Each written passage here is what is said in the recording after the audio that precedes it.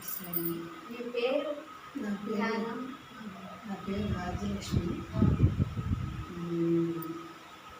పరమ సుభాష్ పత్రిక నా ఆత్మ ప్రణామాలు. అమ్మవారి అవతారాలు. నేను వచ్చి 5 సంవత్సరాలు అవుతుంది. 5 సంవత్సరాలు జరుగుతుంది.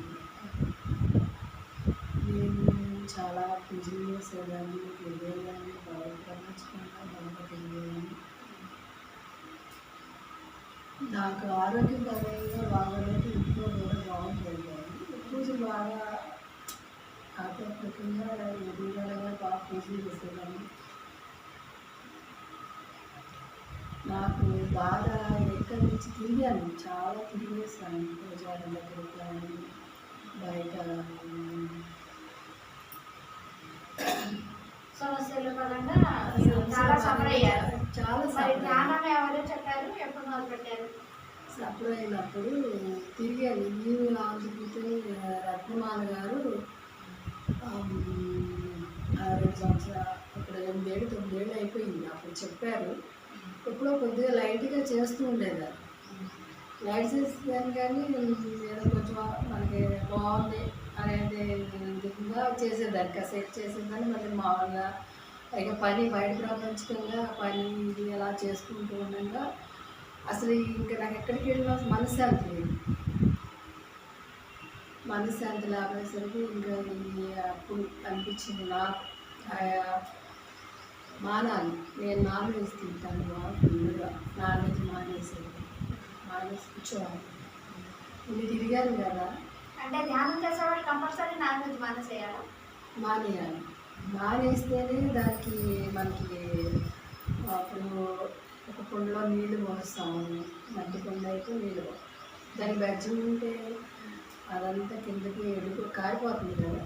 మన ఇది కూడా విశ్వశక్తి కూడా వచ్చేది కూడా ఆ నాన్ వెజ్ వలన అలా ఎడిపోతూ ఉంటుంది. అది కాకుండా మనం ఆ నాన్ వెజ్ తినడం వల్ల కూడా దాని కర్మను పెట్టుకోవడం అవుతుంది.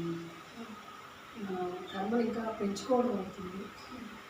ఆరోగ్యపరంగా కూడా చాలా బాగుంటుంది. నాన్ వెజ్ మానేస్తానని ఆలోచిస్తే ఇప్పుడు నేను నాన్ వెజ్ మానేసేసి కూర్చోవాలి. నేను ఎందుకు ఇక్కడ మంత్రి వాళ్ళ దగ్గరికి కూడా అలాంటివి వెళ్ళాను. నాకు ఇది చేయించారు. అదే దాని పేరు ఏదంటారు చేతలు. నా ఇంట్లో కుటుంబం వరకు మా కుటుంబంలో చేయించారు. అది ఎలా అంటే ఒక అందరూ నాన్న దగ్గర నుంచి పిల్లలు ఇక అలా ఆస్తిపరకంగా ఒంట్లో వాళ్ళకి అది చేసేవాళ్ళని ఎలా తెలిసిందండి. ఇలా ఎక్కువ శుద్ధశక్తి వీళ్ళు పోయి చేస్తారు కదా, వాళ్ళు చేతపాటు చేసే వాళ్ళు ఉంటారు కదా, వాళ్ళ దగ్గరికి తిరిగేదాన్ని.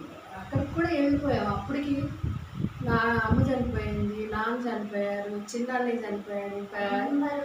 ఎంత సభలో పెట్టినానంటే అసలు ఇంట్లోనేమో ఈయన నమ్మరు, అసలు నేనేమైనా నమ్మరు.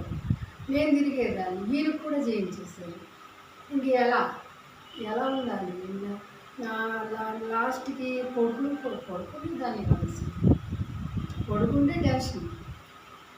ఒక రకంగా పడుకుంటే ఇంకా ఎలా ఉంటామో ఉండవో నన్ను తీసుకెళ్ళిపోతున్నట్టే ఉండేది.